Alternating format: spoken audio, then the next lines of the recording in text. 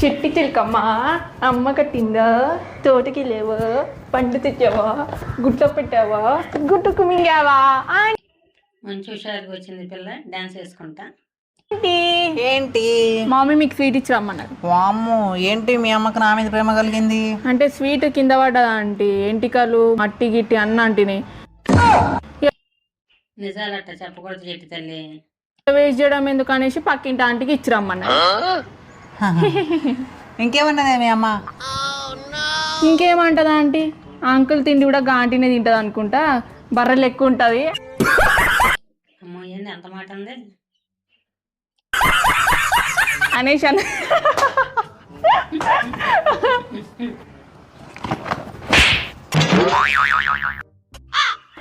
ఈ స్వీట్ వద్ద ఏమవుతున్నాడు?